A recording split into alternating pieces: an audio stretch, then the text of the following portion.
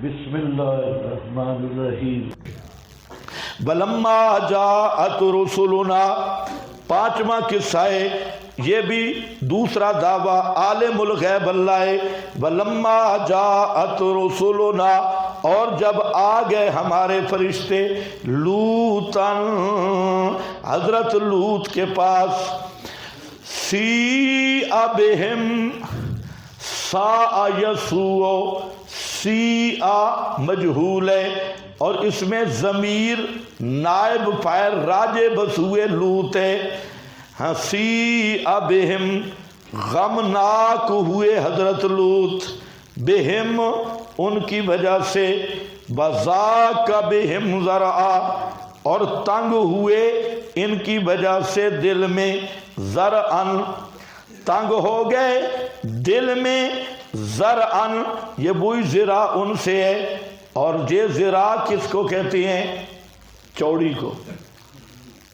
چوڑی سمجھتے ہو جی؟ اور اس پہ اونٹ کے پر اگر وزن زیادہ ہو نا تو اس کے پیر اگلے پاؤں دبتے ہیں، لکھا ہے آپ کی حاشیے پہ سارا کچھ، دبتے ہیں۔ تو جہاں پر بھی ذاکا بہی بہم ذرعن، ذرعن حضرت لوط پہ بھی وزن آ گیا، ذاکا بہم۔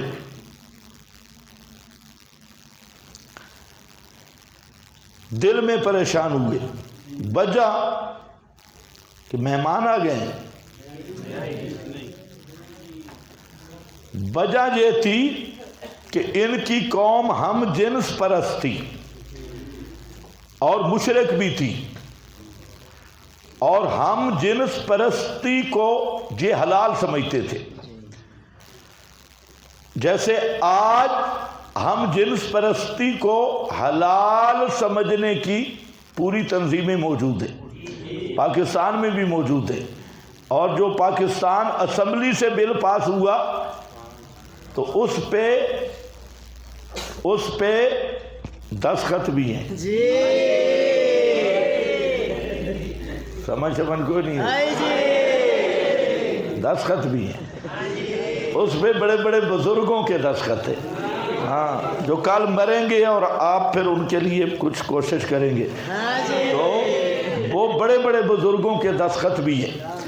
اور ہم جنس پرستی، اور یورپ میں اس وقت، اچھا ٹرمپ جیسا خنزیر آدمی، بالکل خنزیر، شکل بھی خنزیر والی ہے، لیکن ٹرمپ بھی ہم جنس پرستی کے خلاف ہے۔ ابھی اس نے اعلان کر دیا، اس نے کہا کہ صرف دو ہی جنسیں ہیں، یا مرد ہے یا عورت۔ بلاول بھٹو ہے ہی کوئی چیز نہیں، باقاعدہ اس نے امریکہ میں اعلان کیا کہ دو ہی چلیں گی، یا مریم نواز یا عمران خان۔ بالکل بلاول کا مقام ہی کوئی نہیں، لیکن یا مرد ہے یا عورت ہے، درمیان میں کوئی چیز نہیں۔ تو یہ اب پورے یورپ میں یہ گندگی پھیلائی گئی، ہم جنس پرستی کو حلال کر دیا گیا۔ تو یہ قوم بھی اسی میں مبتلا تھی، مشرک بھی تھی، اور ہم جنس پرستی کی حلت کی اس کو پورا فن سمجھتے تھے، اور ہم جنس پرستی کو حلال سمجھتے تھے۔ تو وہ جو فرشتے آئے تھے وہ حسین و جمیل لڑکوں کی صورت میں آئے تھے۔ تو آپ کے پاس چند عبارتیں لکھی ہیں، ان کو ملا کے پڑھنا ہے۔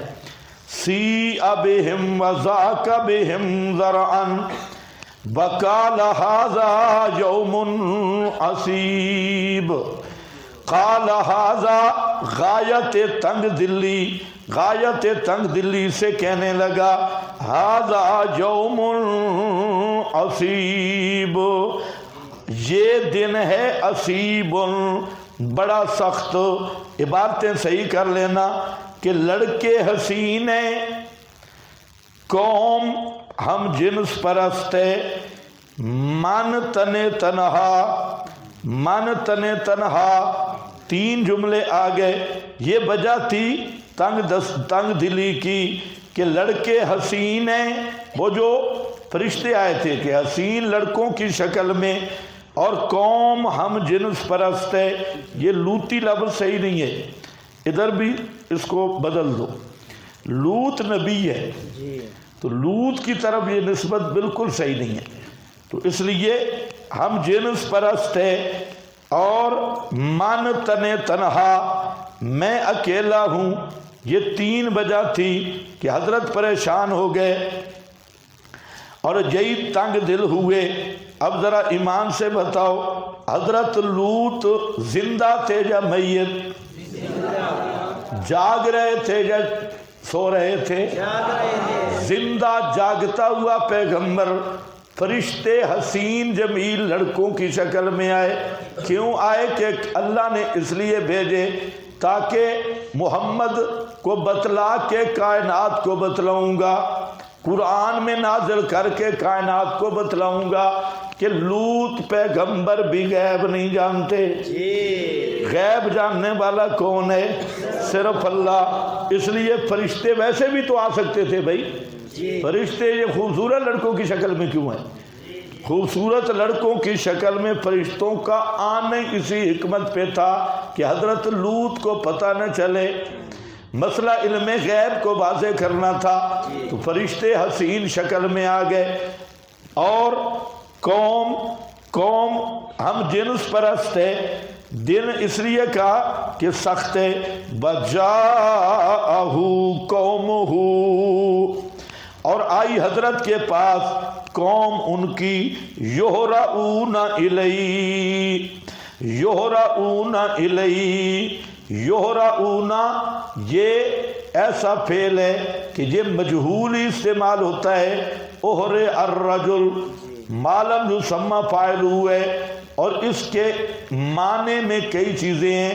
ایک یہ ہے کہ یہرعون ہر کہتے ہیں کہ وبریشن لگی ہوئی تھی. وبریشن سمجھتے ہو کہ نہیں؟ ہاں، یہ اس مرض کا جو مریض ہوتا ہے وہ تھوڑی کوئی چیز آئے تو راشد تو اور بیماری ہے. یہ اسی مرض کا ذوق ہے. جو اس مرض کا مریض ہوگا تو تھوڑی سی بات ہوگی تھے. یہرعون وبریشن لگی ہوئی. کئی آدمی آپ ان سے گفتگو کریں گے، ہو مولوی صاحب، یہرعون وبریشن کے مریض. لکھا ہے ارعد من سرعت او خوف او حرص او غضب او ہمہ. او بھائی صفحہ نمبر 430 ہے. ہاں، یہ جیسے آدمی دوڑ کے آئے اور سانس پھول جاتے ہیں. خوف، حرص، غضب، ہمہ. بیمار سخت بخار ہو تو وجود کانپتا ہے، اس طرح کانپنے والا. ہمہ، اور خوف کی وجہ سے، حرص کی وجہ سے. حلوہ دیکھ لے آدمی، حلوہ شلوہ دیکھے، اور کوئی ایسی چیز کھانے پینے کی دیکھے تو وجود میں کپ کپی تاری ہوتی ہے. آئے تو یہ تو اور یار رجل، ہاں، یرعدون من البرد. جس طرح آدمی کو سردی لگتی ہے اور وبریشن لگ جاتی ہے بخار سے یا غضب سے. سمجھ گئے؟ ہاں، یہ لسان العرب ہے. آگے بھی آپ کے پاس لکھا ہے کہ یدل علی حرکت واضطراب. حرکت اور اضطراب، بہرحال اس کی جتنے معنی ہیں، 2 معنی اس میں جہاں ہیں. ایک ہے کانپتے ہوئے آئے، دوڑتے ہوئے آئے.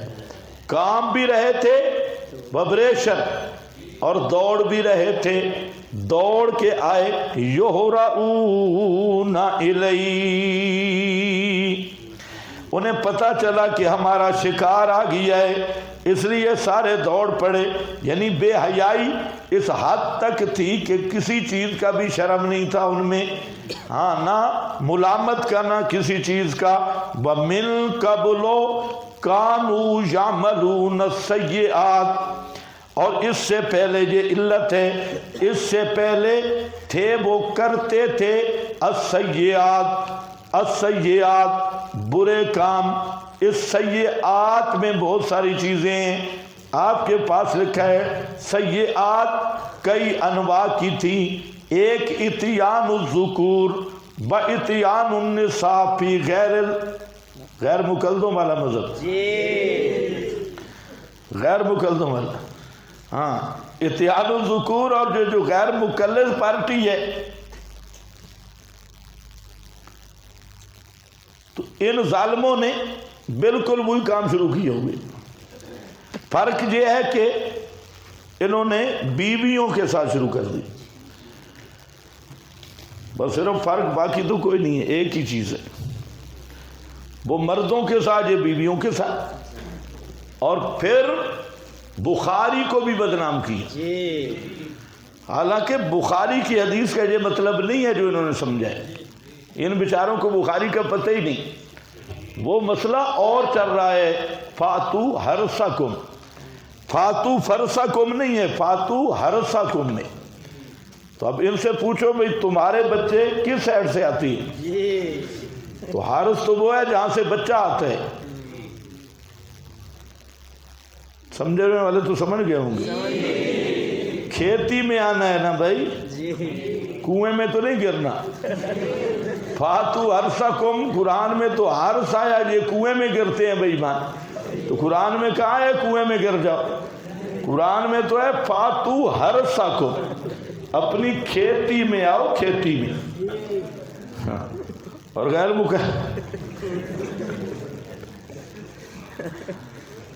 تو حارس دبر کو نہیں کہتے، حارس قبل کو کہتی ہے. اور انا شیتم، اور بخاری شریف کی جو حدیث ہے وہ انہوں نے سمجھی نہیں. اچھا مولانا سرفراز خان نے بھی وہاں پر بلنڈر کی ہے. مولوی سرفراز نے حضرت عبداللہ ابن عمر کے ذمہ لگا دیا، حالانکہ بالکل جہالت والی بات ہے. حضرت عبداللہ ابن عمر پہ بہتان عظیم ہے. اور بعض حضرات نے دیگر بھائی وہاں کیا ہے، من دو بورہا، جہاں جن روایتوں میں فی آیا وہ راوی نے بیان کیا ہے صاحب، من دو بورہا ہے، فی دو بورہا نہیں ہے. اور ساری حدیثیں نکال کے دیکھ لو، اصل عبارت اس میں ہے من دو بورہا، من دو بورہا فی کو بولہا. تو من دو بورہا سمجھ گئے نا میری بات. ایک یہ ہے کہ فی دو بورہا، ایک ہے من دو بورہا. تو اصل روایت ہے من دو بورہا. تو مطلب انا شیطن کا کہ کیفیت جو بھی ہو، سیڈ جو بھی ہو، سیڈ من دو بورہا ہو لیکن بتی فرج میں ہوگی، حرس میں ہوگی. اور سیڈ چاہے قبول ہو چاہے دبر ہو، جدھر بھی ہو وہ سیڈ بدل سکتی ہے لیکن محل نہیں بدلے گا. تو بخاری شریف میں بھی یہی موجود ہے. نقل صحابی یہ سوچ سکتا ہے، وہ اصل میں یہودی جو تھے انہوں نے ایک بات مشہور کی ہوئی تھی کہ عورت کو الٹا لٹا کر اس کے ساتھ ہم بستری کریں تو بچہ احول پیدا ہوتا ہے. احول ہوتا ہے جس کی آنکھوں کی لین سیدھی نہ ہو، ایک آنکھ نیچے بھینگا، یہ پیدا ہوتا ہے. تو اس لیے فرمایا گیا کہ کوئی نہیں، انا شیتم کیف شیتم، انا شیتم کیف شیتم، جیسے ہو، من جلوس اور استجاء قیام، من دبر من قبول. لیکن آنا کیا ہے، حرسکم. تو اس لیے ان لمبی داڑھی والوں کو سمجھاؤ، بغیر تو کس طرف چلے گئے. کون سے کام تم نے شروع کیے، کتنی داڑیاں رکھی ہوئی ہیں. اور بخاری کے ذمہ میں قال البخاری، بخاری میں آگے ان کی عید لگ گئی. کئی نوجوانوں نے یہ مسئلہ پوچھا ہے، کئی نوجوان، ان کو مولویوں نے کہا جائز ہے. مجھ سے کئی نوجوانوں نے یہ مسئلہ پوچھا اور یہ سکول کالج میں یہ اسی کو پھیلا رہے ہیں. اور سینکڑوں نوجوان یہ مسئلہ پوچھتے ہیں کہ یہ مسئلہ کیسے ہے. اب یہ ممبر پہ تو بیان نہیں کرتے، شرم آتی ہے، اور عام تبلیغ کرتے ہیں کیونکہ احیاء سنت کا کام کر رہے ہیں، اور کہتے ہیں ایک سنت زندہ کرنے کا 100 شہید کا ثواب ملے گا. تو یہی ان کی احیاء سنت ہے. چبلو تم نے سمجھی کوئی نہیں سنت، نہ تم نے بخاری سمجھی ہے نہ حدیث سمجھی ہے. اب یہی مسئلہ ہے نا، آپ بھی سمجھ لیں. ایک جگہ پہ تو آ گیا فی دبورہا اور آگے ڈیش لکھے ہوئے نکتے ہیں، فی نکتے، شارحین نے نکال دیا اے فی دبورہا. پھر اس کی توجیہ بیان کی کہ امام بخاری نے یہ لفظ کاٹ دیا ہے اس کی شناعت کی وجہ سے. ویسے ہے یہ، شارحین نے اس کو زہر کیا ہے، اللہ ان شارحین پہ بھی رحم کرے. امام بخاری نے ڈیش جان بوجھ کے لگایا. امام بخاری ڈیش لگا رہا ہے کہ فی جہاں ہے نا دبر کی کوئی بات نہیں. اصل امام بخاری دوسرا بتانا چاہتا ہے کہ من دبورہا ہے، اس لیے فی کے آگے امام نے ڈیش لگا دیے. ڈیش اس لیے لگائے، خالی جگہ چھوڑ دی کہ اس طرح روایت نہیں ہے، فی دبورہا بن نہیں سکتی تھی. تو دوسری روایت لا کے بتایا ہے کہ جہاں دبر آیا تو پھر من ہے، فی کے بعد دبر آ نہیں سکتا. یہ نہیں کہ شناعتہا.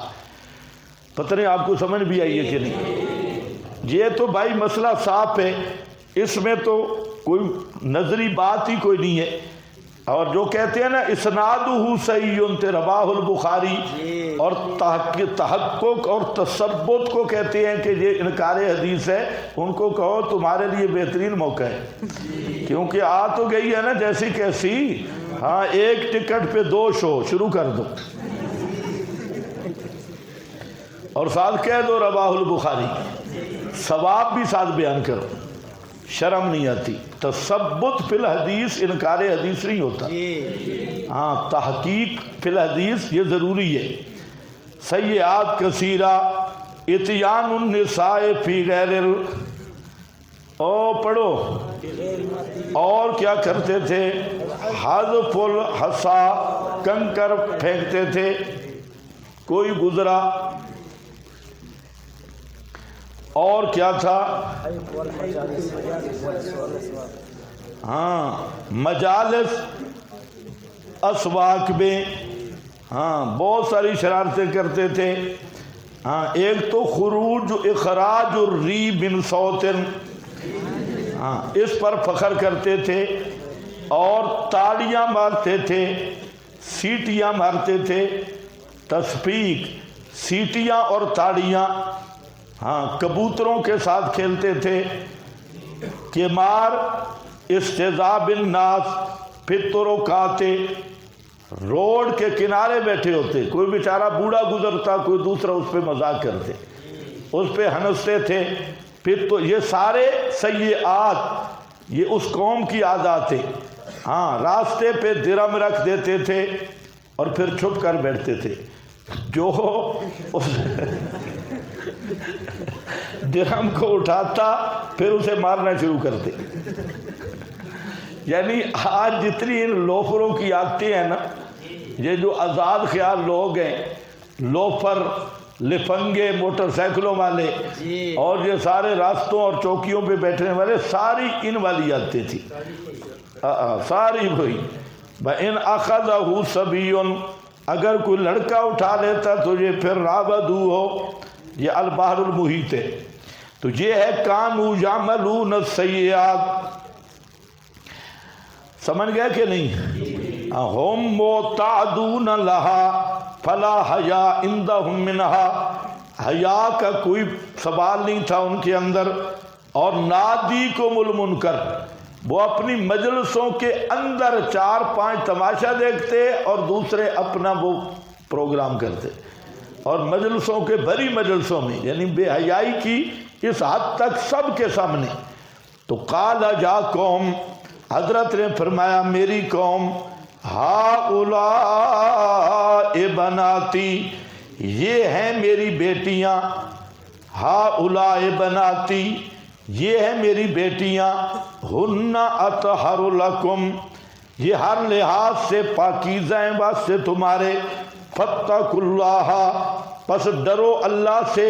امرد پرستی کے باب میں، ولا تخذون، اور مت رسوا کرو مجھے میرے مہمانوں کے سامنے، فی ضیفی کا معنی میرے مہمانوں کے بارے میں، جب میرے مہمانوں کے سامنے، الیس منکم، کیا نہیں ہے تم میں سے، رجل الرشید، کوئی آدمی بھلے مانس، کوئی بھلے مانس آدمی، اور پنجابی معنی ہے کوئی بندے دا پتر، الیس منکم رجل الرشید، کیا نہیں تم میں سے کوئی ایک بھی بندے دا پتر، کوئی بندے کا بچہ نہیں جو رجل الرشید۔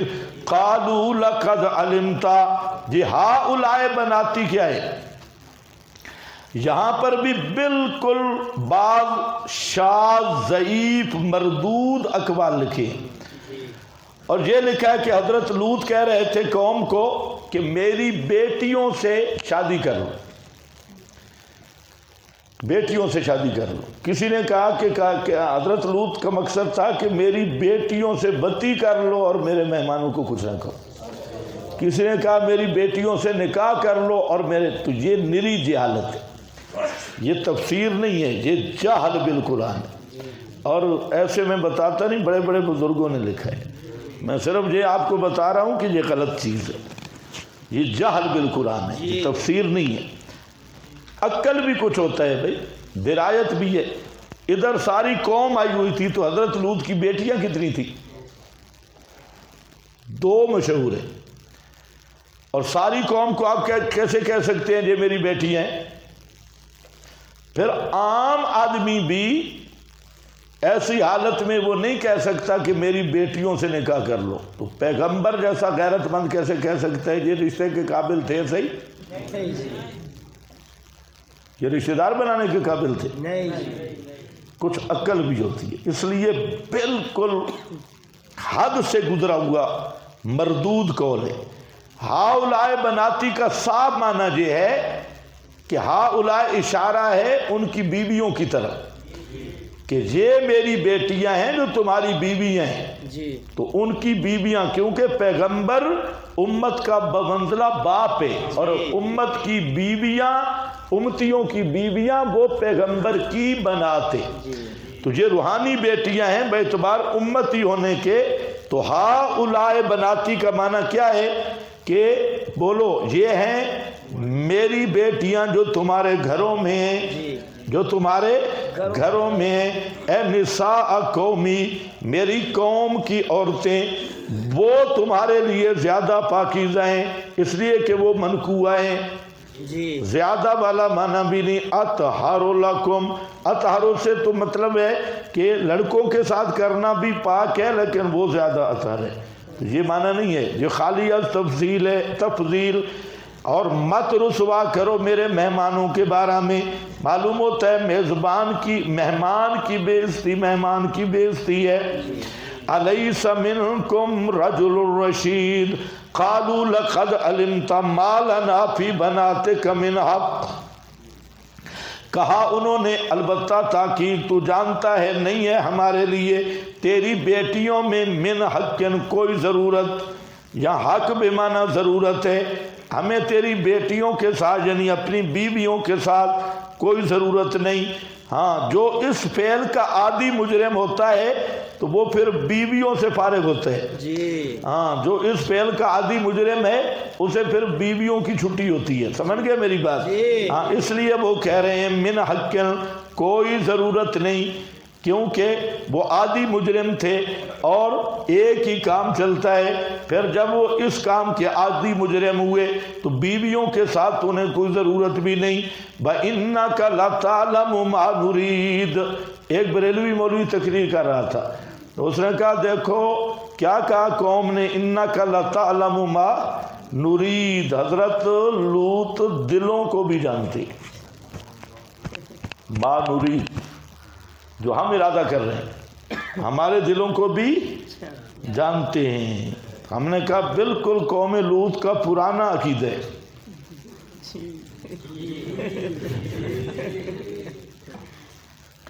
سمجھ گئے ہو جواب؟ ہاں، صوفی کو کیا سمجھ آئے؟ اِنَّكَ لَتَعْلَمُ مَا نُرِيدُ، بے شک البتہ آپ جانتے ہیں جو ہم چاہتے ہیں، ما نرید جو ہمارا ارادہ ہے چاہتے ہیں، قال لو ان لی، سبحان اللہ، ابھی تک لوط پیغمبر کو پتہ نہیں ہے، لڑ رہے ہیں، جھگڑ رہے ہیں قوم سے کہ میرے مہمانوں کو کچھ نہیں کہنا، منتیں ترلے کر رہے ہیں۔ اگر حضرت لوط کو پتہ ہوتا یہ فرشتے ہیں تو منتیں کرتے، قوم کی منتیں کرتے؟ اللہ یہی بتانا چاہتے ہیں زندہ پیغمبر ہیں پر غیب دان نہیں ہیں، زندہ پیغمبر ہیں، بشریت کے پردہ کے اندر نظر نہیں گئی۔ تو کتنا بے ایمان ہے جو کہتے ہیں 5 دیوار، روح رفیق اعلیٰ، جسم مقدس 5 دیواروں کے اندر حجرہ قبر انور میں ہے، اور پھر بھی روزے پہ آنے والوں کو آپ دیکھتے ہیں۔ اگر یہ قرار نہیں تو مودی کا کیا قصور ہے؟ داڑھی تو اس نے بھی رکھی ہوئی ہے۔ لو ان لی بکم قوتا، کاش مجھے ہوتی تمہارے مقابلہ میں قوتا، تمہارے مقابلہ کی کوئی طاقت، او آوی الی رکن شدید، جب پناہ پکڑتا میں طرف رکن قبیلہ شدید مضبوط کے، کاش میرا کوئی خاندان مضبوط ہوتا یا تمہارے مقابلے کی میرے پاس قوت ہوتی۔ مفتی احمد یار والے ملنگ تو چاہیں تو زمین کو آسمان پہ مار دیتی ہیں۔ آسمان ذرا بریلوی مولویوں پیروں کی بھی کرامتیں دیکھتے ہو، ان کی کرامات کیا ہیں؟ اہل تصوف کے شٹلیات، فلانے بابے نے مائی بڈھی آ گئی، بڈھی نہ آئے تو مزہ نہیں ہے، مائی بڈھی آ گئی، مائی بڈھی آ گئی، ہر جگہ پہ بڈھی ہے۔ ادھر بھی میں نے ایک بڈھی چھوڑ دی ہے پیچھے قوم حضرت نوح کے واقعہ میں، آپ نے سنا وہاں بھی ایک بڑی مشہور بڈھی ہے، ہاں سیلاب گزر گیا، مائی بڈھی اندر بیٹھی رہی، سیلاب اس بعد میں حضرت نوح نے پوچھا بھی کیا ہوا، تو کہتے میں تو چرخہ چلا رہی تھی، مجھے تو نہیں پتا۔ ایک بڈھی وہاں بھی نکلے، یہاں پر بھی بڈھی آ گئی جی، بڈھی نہ آئے، ٹائم ختم ہے، بڈھی نہ آیا۔ لو ان لی بکم قوتا، کاش ہوتی میرے لیے تمہارے مقابلے کی کوئی قوت، طاقت ہوتی، سوچتے ہو۔ اور احمد رضا خان نے لکھا ہے کہ ایک فقیر کھڑا تھا دکان پر، اس نے کہا کہ مجھے پیسے دے، دکاندار نے کہا نہیں، پیچھے ایک اللہ والا آ گئی، اس نے اس فقیر کے باطن پہ نظر ڈالی، تو وہ بالکل خالی نکما تھا، اس نے الو کا پٹھا ہے، پھر اس نے نظر ماری اس کے مرشد کے باطن پہ، وہ بھی الو کا پٹھا تھا، وہ بھی خالی تھا، پھر اس نے نظر ماری اس کے پچھلے مرشد پر، وہ کامل تھا، تو اس نے کہا دکاندار کو پیسے دے دے، میں نے دیکھا یہ بھی خالی ہے، اس کا مرشد بھی، لیکن پیچھے پاور ہے، اگر پیسے نہ دیے تو یہ دکان الٹا دے گا۔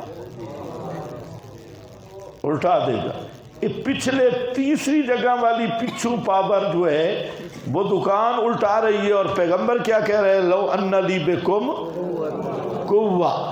احمد رضا خان نے لکھا ہے ملفوظات میں، حضرت کے ملفوظات ہیں، فرماتے ہیں کہ ایک آدمی جنید بغدادی کے ساتھ، جنید بغدادی جو تھا وہ دریا پر مسلح بچھا کے جا رہا تھا، تو ایک آدمی نے کہا میں نے بھی آنا ہے، اس نے کہا آ جا، مسلح پہ چڑھا اور وظیفہ پڑھنا ہے، یا جنید یا جنید، تو یا جنید کہتا، اس کے اگلا جملہ سننا ہے، اس کے دل میں شیطان نے یہ وسوسہ ڈالا کہ یا اللہ کیوں نہیں کہتا،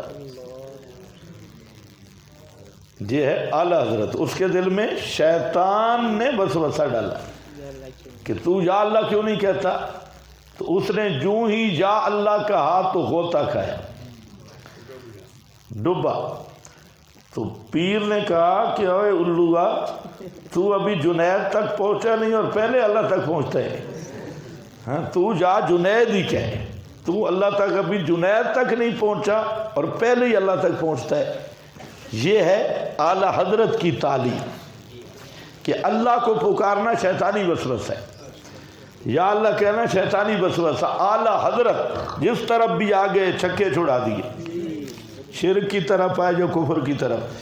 لو ان لی بکم قوتا او آبی الی رکن شدید قالو یا لوط, پیغمبر کے دل پہ کیا گزری, انتہا ہو گئی, انتہا ہو گئی, بالکل آگے کوئی جگہ ہی نہیں رہی. کیسا جملہ کا, کاش کیسی حالت بنی ہوگی حضرت لوط کی. مہمان گھر بیٹھے ہیں, بدماشی کر رہے ہیں, یہ منت کر رہے ہیں اور مہمانوں کو بچا رہے ہیں, اور اس پہ آخر پہ حضرت لوط کا ٹھنڈا سانس نکل گیا اور کیا کہتے ہیں, کاش میرے پاس طاقت ہوتی تمہارے مقابلہ میں, یا میرا کوئی خاندان مضبوط ہوتا, میں جگہ پکڑتا, طرف مضبوط قبیلہ کے, دونوں چیزیں میری نہیں. جب فرشتوں نے دیکھ لیا, اللہ نے فرمایا اب بول پڑو, مسئلہ حل ہو گیا. زندہ پیغمبر, غیب دان بھی نہیں, مختار کل بھی نہیں. مسئلہ یہی پیش کرنا تھا, وہ مسئلہ جہاں ثابت ہو گیا. جب مسئلہ ثابت ہو گیا تو اب فرشتے بولے, قالو یا لوط انا رسول ربک, یا لوط اے لوط, انا رسول ربک, بے شک ہم پیغام رسول ہیں تیرے رب کے, قاصد ہیں تیرے رب کے. اب دوسرا مقام قرآن کا دیکھ لینا کہ انہوں نے دیواریں بھی پھلانگی اور حضرت لوط پہ حملہ آور ہونے کی کوشش کی, تو اس لیے وہ بولے انا رسول ربک لن یصلوا الیک, نہیں پہنچ سکتے تیری طرف. معلوم ہوتے حملہ آور ہوئے, نہیں پہنچ سکتے تیری طرف. بے مکروہ, وہ آگے ہوئے, جبریل نے یوں پنجہ مارا, سب کی آنکھیں پتہ نہیں چلتا تھا کہ ادھر آنکھیں وہاں تھی بھی صحیح کے, ملیا میٹ کر کے رکھ دی. ہاں سارے عاشق پیچھے ہو گئے. انا رسول ربک لن یصلوا الیک, نہیں پہنچ سکتے بے مکروہ تیری طرف. بے مکروہ فاسر بے اہلک, لے چل بے اہلک, اپنے متعلقین کو. یہاں آل کا معنی کیا ہے, اپنے متعلقین کو لے چل. بے اہل کا بقطع من اللیل, کسی حصہ رات کے کسی حصہ میں لے چل. بلا یلتفت منکم, ہاں مڑ کر نہ دیکھے, منکم تم میں سے کوئی بھی, الا امراتک, اہل سے استثناء کی ہے, الا اہل میں بیوی بھی تھی, الا امراتک, اہل متعلقین کو لے جا, لیکن بیوی تیری. استثناء من قولہ بے اہل کا, اسی سے استثناء ہے. تم نے میرا استدلال سمجھا بھی ہے کہ نہیں؟ کیوں عبارت میں لایا ہوں؟ ادھر جتنی عبارتیں ہیں نا کسی کو رگڑا لگانے کے لیے, ہاں کوئی نہ کوئی مقصد ہے ان کے, ایسے نہیں آپ کو میں نے بتایا, اسے اندر سمجھو. یہ کیا ہے کہ اہل بیوی اہل میں سے تھی, تب کیا ہے استثناء کیا. انہو مصیبہا, بے شک شان یہ ہے کہ پہنچنے والا ہے اس کو جو کچھ پہنچنے والا ہے ان کو. ان موعدہم الصبح, یہ سوال کا جواب ہے. حضرت لوط بہت پریشان ہوئے تھے, فرماتے ہیں کب یہ وعدہ ہے, یہ کب عذاب آئے گا. حضرت جلدی, حضرت کا دل تھا ابھی آئے, غصے میں تھے نا, ابھی رگڑا نکلے, ابھی سامنے. تو انہوں نے کہا صبح کا ٹائم ہے. حضرت فرمانے لگے کہ یار صبح بڑی لیٹ ہے, ابھی آنا چاہیے. الیس الصبح بقریب, کیا نہیں ہے صبح بالکل قریب؟ صبح ہونے معلوم ہوتا ہے یہ شام کا ٹائم تھا، رات کے ٹائم تھا یہ واقعہ پیش آیا۔ الیس الصبح بقریب فلما جاء امرنا، پس جب آ گیا امر ہمارا عذاب والا، جعلنا عالیہا، کر دیا ہم نے اوپر کا تختہ زمین کا، سافلہا، نیچے کا تختہ، وَأَمْطَرْنَا عَلَيْهَا، اور برسائے ہم نے ان پر حجارۃ من سجیل، پتھر کھنگر کے، حجارۃ من سجیل، کھنگر کے پتھر، کھنگر سمجھتے ہو؟ ہاں، بھٹے میں جو اینٹیں زیادہ پک جاتی ہیں اور ایک عام زخم ہوتا ہے اور ایک کھنگر کا زخم ہوتا ہے، بڑا درد ہوتا ہے اور درد ختم بھی نہیں ہوتا۔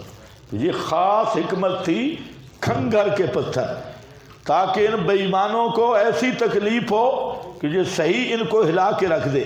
من سجیل، کھنگر کے، منضود، پے در پے لگاتار، مسومتن، نشان لگے ہوئے، عند ربے کا، عالم غیب میں ان کے شناختی کارڈ لکھے ہوئے تھے، ہاں نشان زدہ تھے، یہ فلانے شیطان کو لگے گا۔ کانت مختومتن علیہ امثال الخواتیم، مکتوب علی کل حجر، اسم و من، اس لیے میں نے کہا شناختی کارڈ لگے ہوئے تھے، یہ پتہ تھا کہ یہ پتھر کس کو لگنا ہے، بالکل مہر شدہ تھے۔ عند ربے کا، وما ہیجا، اور نہیں یہ بستیاں، وما ہیجا، اور نہیں یہ بستیاں، مکہ کے مشرکوں سے، من الظالمین، ظالموں سے یعنی مشرکین مکہ سے، بے بعیدن، بے بعید، ذرا بھی بعید، بالکل قریب ہے، اس سے یہ، ان سے یہ عبرت حاصل کریں، بالکل قریب ہیں۔ باخر